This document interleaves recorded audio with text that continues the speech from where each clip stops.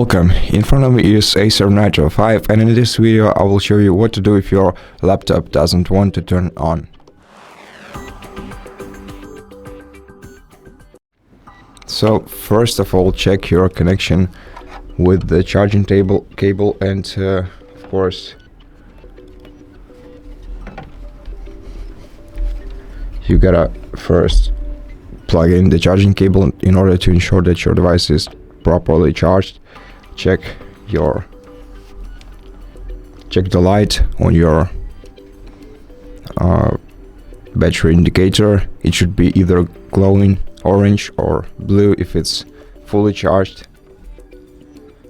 If it's not glowing, then push your charger harder inside, and also check the connection between your charging cable, AC adapter, and the power socket.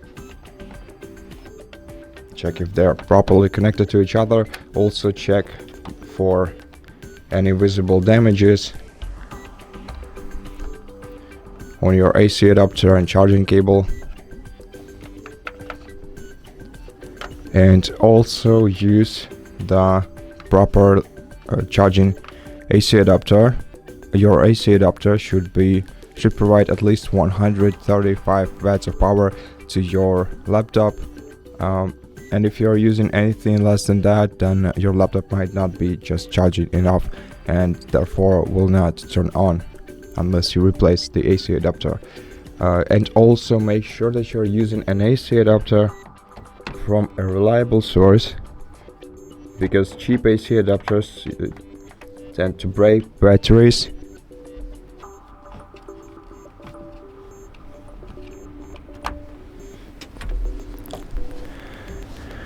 Okay, and once you checked everything out, you have to press the power button and wait until your device turns on.